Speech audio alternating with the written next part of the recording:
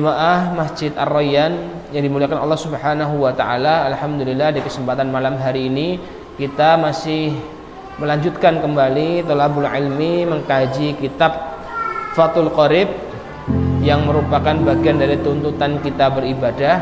Bagaimana ibadah kita itu sesuai dengan apa yang Allah syariatkan melalui Al-Quran, melalui As-Sunnah yang diistimbatkan, diramu oleh para ulama dan dituangkan dalam kitab-kitab fikih. Salah satunya kitab yang kita bahas yaitu kitab Fathul Qorib. Semoga dengan kita mengkaji, mendalami serta mentelaah kitab ini menjadikan khasanah keilmuan kita untuk menguatkan keyakinan kita bahwasanya amal ibadah kita, apa yang kita kerjakan dalam bentuk amaliyah ibadah yaumiyah yang itu sehari-hari kita kerjakan, itu didasari dengan kaifiyat dan dengan dasar yang sahih menginduk dari pemahaman para ulama as-salih. Dan kita di kesempatan malam hari ini sampai di ketika terjadi gerhana kemarau paceklik atau kekurangan air, sehingga kita memohon kepada Allah melalui doa yang dilantunkan setelah sholat 2 rakaat atau sholat istisqa. Baik, kita lanjut di pasal berikutnya yaitu faslun fi kaifiyati sholatul khaufi. Pasal yang akan membahas berkenaan dengan kaifiyah, tentang tata cara sholat khauf. Khauf itu sholat yang dilakukan dalam keadaan genting, khawatir, takut. Nah, biasanya dikerjakan dalam keadaan peperangan. Nanti akan kita bahas secara detail. Tapi kita akan baca terlebih dahulu. Qala al-musannif rahimahullahu taala wa nafa'anallahu bihi wa bi'ulumihi fid dharain. Amin. Faslun fi kaifiyati sholatul khaufi. Pasal yang akan membahas berkenaan dengan praktek tata cara sholat khauf, sholat di atas rasa takut. Biasanya rasa takut ini lebih dominan ketika dilaksanakan dalam keadaan perang. Karena kalau dalam masalah perang itu kan penuh dengan kekhawatiran, takut, walaupun perang itu harus berani. Tapi secara zahir itu keadaannya genting, keadaan yang penuh dengan rasa takut. Karena apa? Ya ketika perang resiko dibunuh atau resiko membunuh. Nah seperti itu. Nah itu penuh ketakutan, walaupun harus berani. Orang yang pergi berjihad di jalan Allah, berperang di jalan Allah, tidak boleh penakut, tidak boleh takut. Ya, harus dalam keadaan berani secara sifat. Namun secara fitrah, ya namanya perang pasti ada rasa was-was, rasa khawatir, rasa takut. Maka disebut sholat khauf karena dalam keadaannya genting, dalam keadaan yang khauf, ada atau penuh dengan rasa ketakutan, kekhawatiran minimal. Wa qala musannif innama afradahal musannifu an ghairiha min as-shalawati bitarjamati. Nah, musannif itu menyendirikan, al-musannifu afradaha, menyendirikan sholat ini. Ya, maksudnya sholat ini berbeda. Kenapa dibahas sendiri? Kok enggak dibahas dalam sholat fardu? Maka sholat itu berkaitan dengan sholat fardu. Kalau sholat sunnah dalam perang, ya tidak perlu dipaksakan, sunnah. Sedangkan perang itu lebih berbeda, lebih kehati-hatian dan menjaga dari serangan musuh. Apalagi pas sedang bertemunya dua masyarakat ini. Jadi lebih pada pembahasan ketika sholat wajib yang dilakukan dalam keadaan ini, dalam keadaan pertemuan dua musuh yang penuh dengan kekhawatiran kegentingan. Nah seperti itu. Namun ini dipisahkan, nggak dibahas. Kenapa nggak dibahas kemarin pas bareng sholat fardu? Sholat fardu dalam keadaan genting, sholat fardu dalam keadaan khauf, enggak. Tapi dibuat sendiri, dibuat pembahasan sendiri karena memang sholat ini punya kaifiyat sendiri. Sholat dengan tata cara yang tidak lazim. Kalau lazim itu ya dalam keadaan santai, keadaan normal, keadaan aman, tentram, itu sholat dalam keadaan ya umumnya sholat fardu yang kita kerjakan. Namun ini disendirikan dalam pembahasan sendiri, afradahal musannifu an ghairiha minas sholawati bitarjamati, dengan judul sendiri karena memang ini penting karena mencakup tata caranya berbeda dengan tata cara sholat fardu pada umumnya kondisi normal. Li'anna yuhtamalu fi iqamatil fardi fi khawfi ma la yuhtamalu fi ghairihi. Karena akan sangat memungkinkan ya melakukan sholat fardu dalam keadaan khauf. Ya, karena memungkinkan sholat fardu dalam khauf ma la yuhtamalu fi ghairihi. Ya, dan tidak memungkinkan di selainnya. Ya, karena pelaksanaan sholat khauf ini adalah pelaksanaan sholat fardu yang dilakukan ketika khauf. Ya, kalau tidak khauf, ya itu tidak perlu pakai tata cara ini. Jadi cara ini dibuat bab khusus karena memang tata caranya berbeda. Ada perbedaan tata cara dengan sholat fardu yang berlaku dalam keadaan umum normal. Kalau di keadaan selain yang khauf ini, yang genting ini, dalam keadaan sedang perang, maka ya tidak perlu dibahas. Tapi kenapa ini perlu dibahas? Dibuat satu bab tersendiri, dibuat satu pasal tersendiri, dibahas karena ini ada perbedaan tata caranya. Dan ini hanya terjadi ketika khauf. Kalau nggak secara khauf, dalam keadaan perang, dalam keadaan takut, khawatir, penuh dengan kecaman, maka tidak boleh melakukan seperti ini. Artinya ini sholat dalam keadaan yang tidak normal, atau dalam keadaan khauf, makanya sholat khauf. Wa sholatul khaufi, adapun sholat khauf anwa'un katsiratun. Secara tata cara pelaksanaannya itu anwa'un katsiratun, punya jenis macam-macam yang banyak. Ya, jadi tata cara pelaksanaan sholat ketika dalam keadaan pasukan sedang berperang itu punya macamnya banyak. Ya, para ulama menjelaskan macamnya banyak di kitab-kitab fikih yang ada. Tablughu sittata adrubin, sampai 6 macam sholat. Jadi tata caranya beda-beda. 6 tata cara sholat. Ada 6 tata cara sholat. Yang 6 ini beda-beda, caranya beda-beda. Tentunya sesuai dengan kondisi dalam keadaan perangnya seperti apa, dalam kondisi takutnya itu yang seperti apa. Nanti beda kondisi, beda tata cara sholat, beda kondisi, beda tata cara sholat dan sebagainya. Sehingga kalau dilihat ditelaah dari kitab-kitab fikih, ya ada sekitar 6 macam tata cara sholat khauf, sholat dalam keadaan di peperangan. Kama fi Sahih Muslim, sebagaimana yang 6 ini dijelaskan dalam Sahih Muslim, ya, di kitab Sahih Muslim. Iqtasara al-musannifu minha, namun musannif Imam Al-Qadhi Abu Suja itu iqtasara, meringkas dari 6 tata cara sholat khauf itu yang diterangkan oleh Imam Muslim dalam hadis di Sahih Muslim, itu diringkas, diambil 3 tata cara oleh musannif itu Al-Qadhi Abu Suja. Ala salasati adrubin, cuma 3 yang diterangkan dalam kitab ini, 3 nanti. Yang 3 ini sudah cukup mewakili dari yang 6. Ya.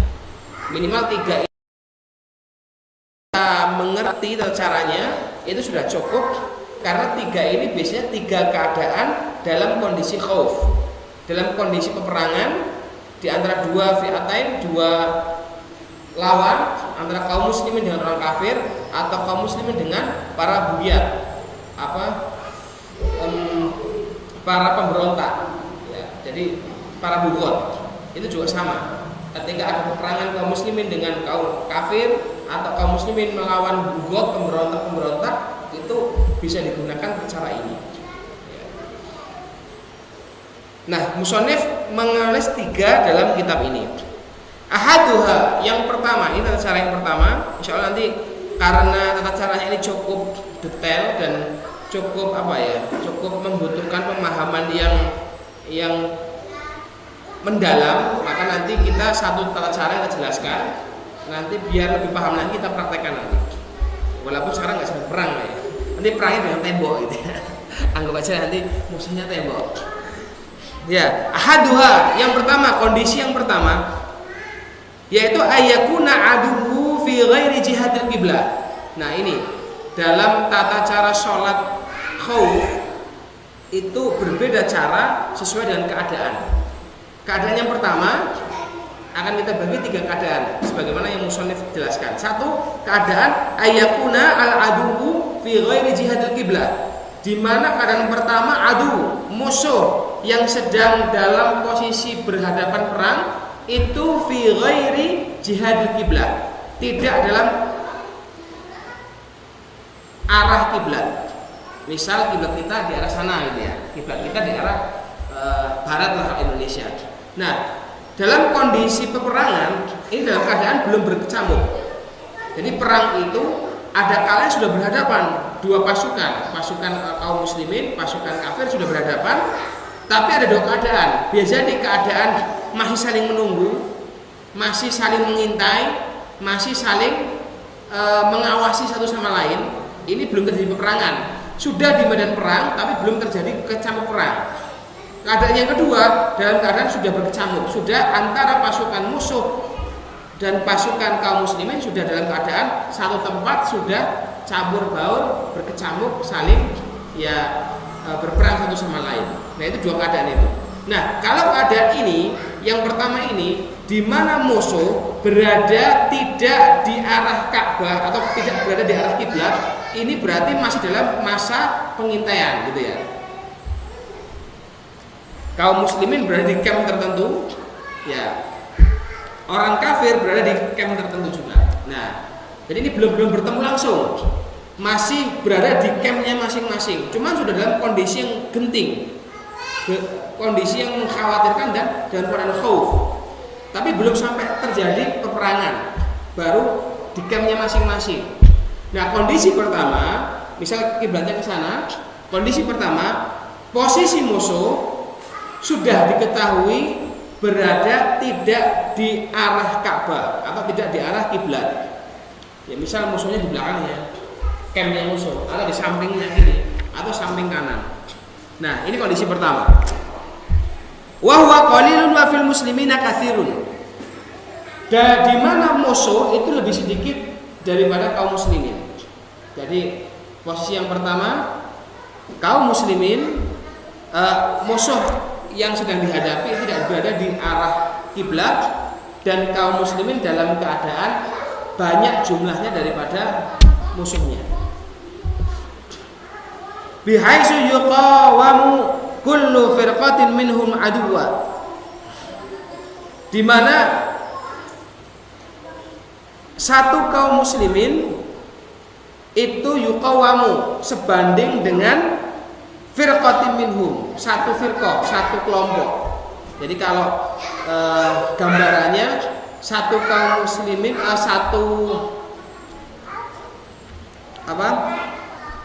satu musuh itu berbanding dengan satu firqah. Firqah itu kurang lebih 10 orang. Ya, berarti satu musuh 10 orang. Berarti kaum muslimin 100, musuhnya 10 misal. Atau kaum muslimin 1000, musuhnya 100. Nah, ini namanya kaum muslimin lebih banyak al-adad jumlahnya daripada musuhnya kaum kafirin. Baik. Fayufarriqul imamu firqataini, firqatun taqifu fi wajhil aduwi tahrusuhu. Di mana imam dalam keadaan ini, keadaan musuh tidak berada di arah Ka'bah atau arah kiblat, maka imam itu membagi pasukan menjadi 2. Ya, imam, ini imamnya sekarang membagi pasukan jadi 2, setengah pasukan dan setengahnya lagi pasukan yang berikutnya. Nah, seperti itu. Imam membagi 2 firqah. Yang satu tahrusuhu, yang satu taifah ini dia tugasnya menjaga di arah musuh. Karena ini kan arah musuhnya nggak di depannya, di depan kiblat. Jadi yang satu kelompok itu tugasnya mengawasi arah musuh, yang satu kelompok sholat bersama imam. Ini imamnya. Firqatun taqifu khalfahu ay al-imam. Satu kelompok lagi berada di belakang imam untuk sholat bersama imam. Fa yusalli bi firqati allati halfaha raka'atan. Imam itu sholat bersama dengan kelompok yang di belakangnya, yang sholat dengan imam itu 1 rakaat. Jadi sholat bareng imam, kemudian takbiratul ihram, kemudian al-fatihah, rukuk, sujud, kemudian sampai sujud. Ba'da qiyamihi li raka'at tsaniyah tutimmu li nafsiha. Nah, di rakaat yang kedua, ketika imam naik rakaat kedua bareng-bareng, naik rakaat kedua, sudah. Nah, imam berdiri di rakaat kedua, maka kelompok yang satu ini langsung menyelesaikan sholat di rakaat yang kedua sendirian, nggak ikuti imam. Imam nunggu, imam berdiri. Di rakaat kedua imam berdiri, kelompok yang kedua lanjut setelah al-fatihah, rukuk sendiri, i'tidal sendiri, sujud sendiri, salam. Nah, seperti itu. Jadi kelompok ini menyelesaikan sendiri. Imam masih 1 rakaat. Imam nunggu. Imam berdiri nunggu. Yang di belakang imam dia mengikuti, dia sholat sendiri yang rakaat kedua sampai selesai salam. Baqiyat sholatiha, dia menyelesaikan sisa dari sholatnya. Wa tamdi ba'da faraghi sholatiha ila wajhil aduwi tahrusuhu. Setelah dia sudah salam, dia gantian menuju ke kelompok yang sedang jaga, tukeran tempat. Ya, yang sudah selesai sholat ini, dia gantian mengawasi arah musuh. Yang belum sholat tadi, yang jaga pertama, langsung masuk ke imam, sholat bersama imam. Ya, takbir bersama imam, baca al-fatihah. Kan kerasa di belakang udah ada pasukan kedua. Baik. Fata'ti ta'ifatul ukhra, taifah yang kedua datang tadi, ya, untuk sholat berikutnya. Allati kanat harisatan fi raka'atil ula. Yang mana ini tadi di rakaat yang pertamanya imam, dia sedang haris. Ya, tadi dia jaga, kelompok ini kan kelompok yang tadi jaga di rakaat pertanyaan imam. Ini kan imam masih di rakaat kedua, belum turun, masih berdiri terus nunggu. Fa yusallil imamu biha raka'atan. Kemudian imam sholat dengan yang kelompok yang kedua ini 1 rakaat. Fa idza jalasa al-imam li tasyahudi. Sholat habis al-fatihah sudah, rukuk bareng, i'tidal bareng, sujud bareng. Nah, pas imam tasyahud, kan imam sudah rakaat kedua, ya. Nah, imam sudah rakaat kedua. Nah, imam tasyahud ini kan 1 rakaat baru. Ini naik sendiri ke atas. Imam nunggu di tasyahud. Nunggu ini turun. Imam masih tasyahud terus sambil nunggu. Yang ini kan baru serakaat. Ini naik sendiri, al-fatihah, rukuk, i'tidal, sujud, tasyahud. Ketika tasyahud bareng, ya sudah bareng tasyahud, sujud bareng. Kemudian wa tatammu li nafsiha, tadi sudah menyelesaikan sendiri. Tsumma yang tadirul imam. Nah, imam ini nunggu tadi. Pas tasyahud tadi imam nunggu. Ini selesai rakaat ke 2. Ini sudah turun, sama-sama duduk tasyahud di bawah, baru yusallimu biha. Imam salam bersama dengan pasukan yang kedua ini. Salamnya bareng imam.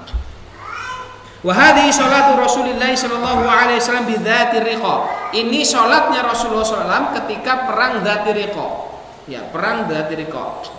Ini dicontohkan Rasul ketika perang dzati riqa namanya. Sumiyat bidzalika li'annahum raqa'u fiha rayatihim. Disebut perang dzati riqa karena mereka pasukan muslim ketika itu raqa'u fiha rayatihim. Raqa'u riqa itu kan kain yang digunakan untuk tembelan, kain sobekan. Jadi kain seperti ini, sobekan kain. Nah, dzatu riqa itu adalah perang yang diambil dari karena ada tembelan-tembelan kain di royatihim, di benderanya. Bendera sobat-sobat ditempel kain. Wakila ghairi dzalik, dan dikatakan di riwayat yang lain ghairi dzalik, ada sebab yang lainnya, yaitu apa? Salah satunya ada riwayat yang menerangkan disebut perang dzati riqa itu ketika di peperangan itu sangat panas. Maka para sahabat termasuk Rasul sendiri itu ketika kakinya pecah-pecah saking panasnya padang pasir, maka menyobek kain dan diikatkan di kakinya biar nggak panas, biar tidak langsung kena panas untuk membalut kaki agar tidak pecah-pecah tadi, tidak panas dan berdarah. Bahkan di riwayat itu kukunya sampai patah-patah, pecah-pecah, patah-patah. Maka pakai kain, sobekan kain. Nah, sobekan kain itu namanya riko. Maka disebut perang Dzatu Riko. Satu riwayat menyebutkan itu bendera yang sobekan kainnya digunakan untuk menempel bendera, tembelan atau menyulam. Di riwayat yang lain disebutkan sebabnya karena apa? Sobekan kain itu digunakan untuk membalut kaki para sahabat dan termasuk Rasul di sana ketika saking Syidatul har, sangat panas sekali keadaan di saat itu, peperangan itu. Nah, ini contoh atau keadaan pertama ketika musuh tidak berada di arah kiblat. Nah, kita sambil contohkan aja biar ada gambaran. Saya minta 3 orang, Mas. Maju depan 3 orang. Ini satu imam, satu jadi kelompok pertama, kelompok 2 pasukan. Enggak, 3 orang. Biar ada gambaran. Tadi kan ini gambarannya baru aku ini bingung nih. Gambarannya aku nggak jelas, sujudnya kayak apa, tasawufnya kayak apa. 3 orang maju aja nih. 3 awal 3. Ini saya pandu.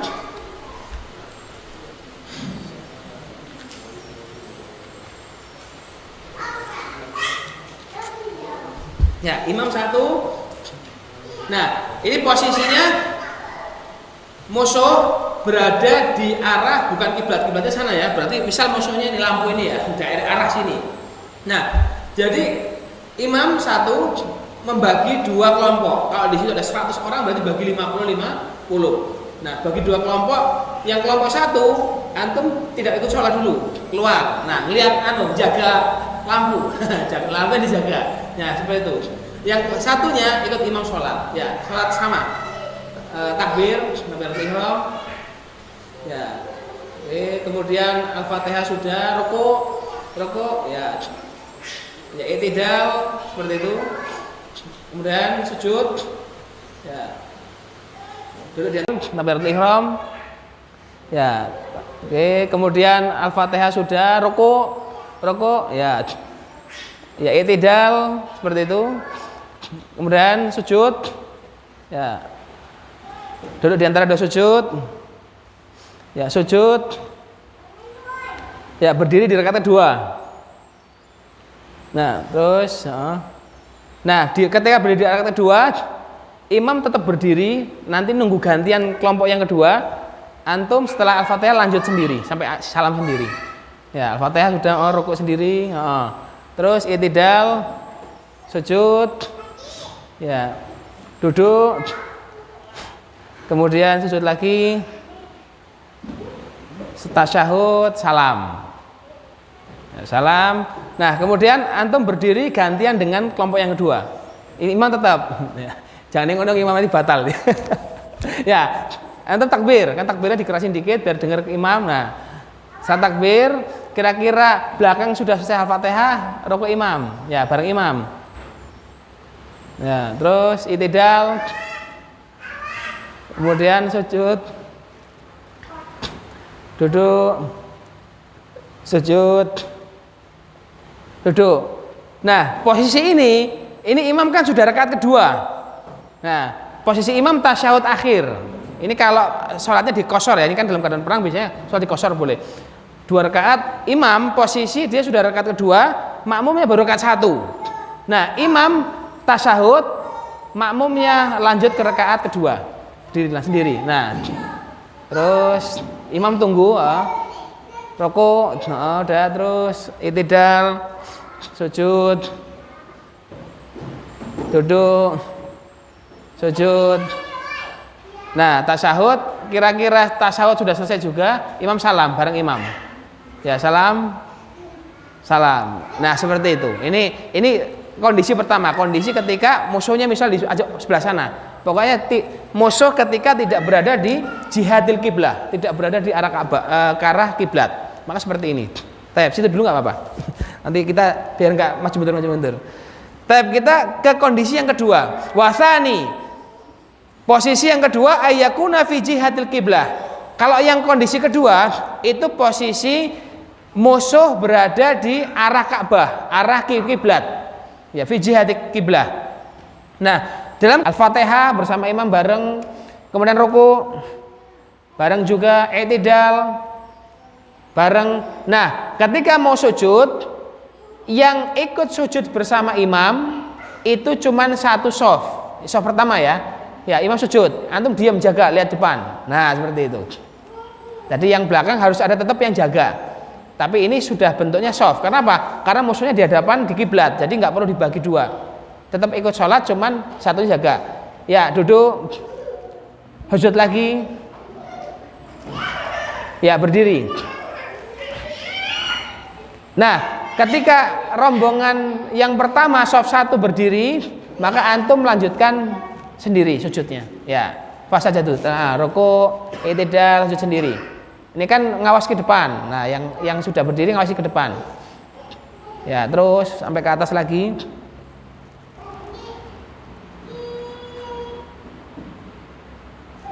Baik. Nah, walahiquhu. Nah, ini kemudian bergantian. Sama sudah Al-Fatihah lagi kan.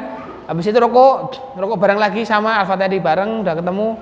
Rukuk bareng, i'tidal bareng lagi. Nah, sujud yang kedua gantian. Belakang dulu yang ikut imam. Ya, sujud antum jaga. Ya, ngelihat ke arah musuh. Kemudian ganti lagi duduk. Ya, sujud lagi. Tasyahud. Nah, pas tasyahudul imamu bisofain. Maka ketika sudah tasyahud antum turun. Ya, langsung sujud. Rukuk dulu. Rukuk dulu. Ya, rukuk i'tidal. Nanti langsung sujud, batal salatnya nanti. Ya. Sujud. Oke, tasyahud. Wa yatashahadu bil imam bisofain. Oke, tasyahud bareng, setelah tasyahud bareng berdua, wa yusallimu bihim. Imam salam bareng-bareng juga. Salam. Nah, ini fungsinya karena musuh di depan kelihatan, bisa dilihat. Maka tetap harus ada yang melihat. Gantiannya kayak tadi, pergantiannya. Baik, ini kondisi yang kedua ketika musuh berada di arah kiblat. Wa hadhihi sholatu Rasulillah sallallahu alaihi wasallam bi Asfan. Salat ini dilakukan oleh Rasulullah bersama para sahabat ketika perang di Asfan, di Wadil Asfan. Wa hiya qaryatun, yaitu Korea desa Fitorikil Hajil Misri, di jalan orang-orang haji yang dari Mesir. Bainaha wa baina Makkah marhalatani, di antara Korea tadi dengan Mekah itu 2 marhalah. 2 marhalah itu had untuk boleh mengkosor sholat. Kalau kurang lebih ya 83 atau 85 km. 83 atau 85 km. Jadi jarak Mekah sama jarak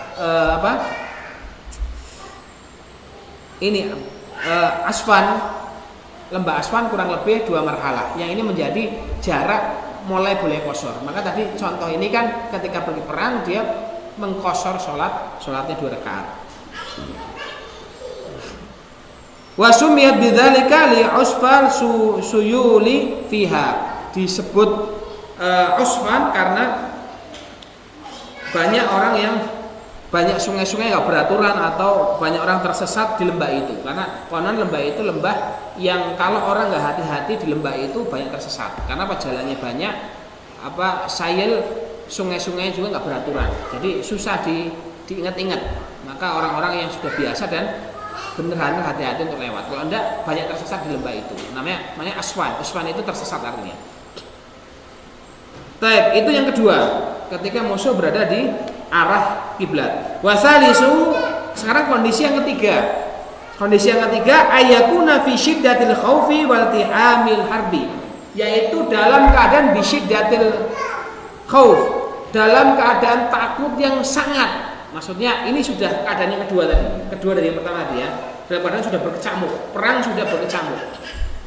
Wal tihamil harbi, sudah terjadinya perang. Nah, tadi kan baru kem-keman, sudah di medan perang, tapi belum sampai kontak fisik, baru jarak jauh, masih ngekem sana ngekem sini, masih pantauan, masih atur strategi, masih melihat kondisi dan sebagainya.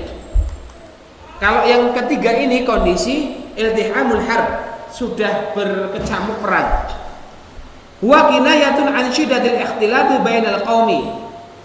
Ini adalah kinayah ungkapan untuk menunjukkan ikhtilatu syiddatul ikhtilat, sudah berkecamuknya, bertemunya ikhtilat bainal qaum, dari dua pasukan ini sudah perang, terjadi perang.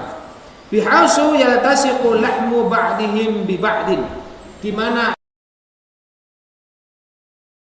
bersentuhan, sudah bertemu, maksudnya tadi sudah perang. Kalau perang kan mesti ya nyenggol ya, mesti sudah langsung berhadapan. Ini kondisi ketiga.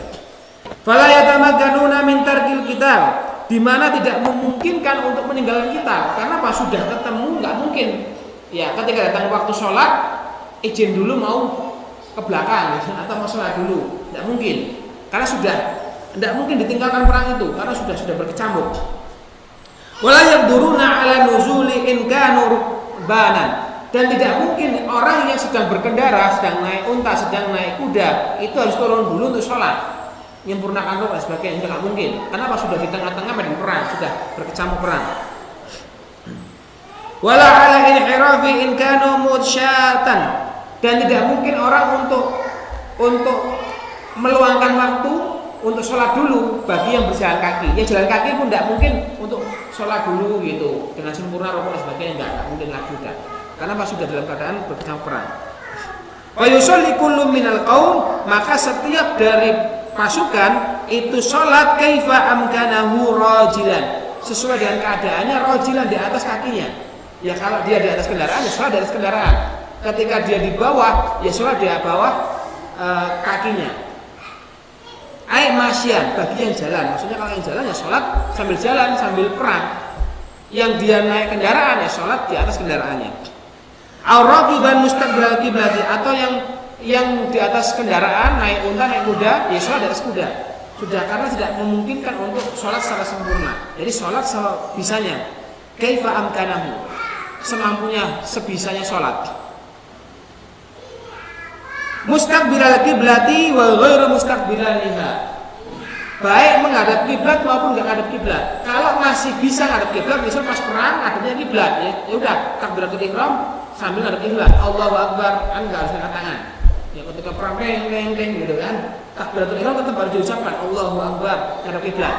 Kalau tidak mungkin pas misal dalam kondisi perangnya sedang membelakangi kiblat, ya tidak perlu, sebentar dulu ngadep kiblat dulu, takbiratul ihram ngadep kiblat tidak perlu.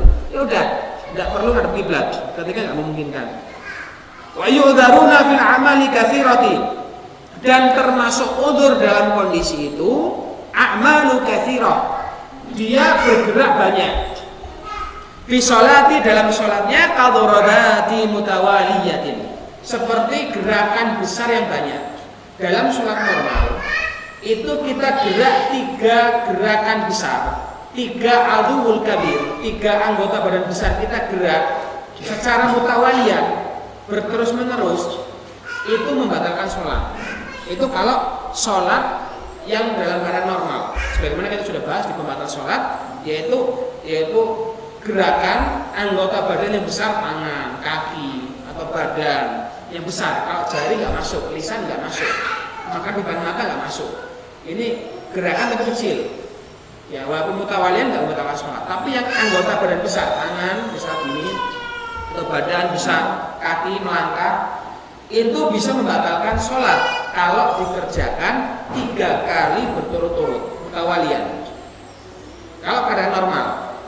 Namun ketika itu dikerjakan dalam kondisi seperti ini, ya kan nggak mungkin kita sholat sedang perang, duduk perang ini kan tangannya gerak terus, 1, 2, 3, waduh batal, nggak mungkin. Maka khusus untuk kondisi ini tidak masalah, tidak batalkan sholat. Gerakan yang besar mutawaliyah.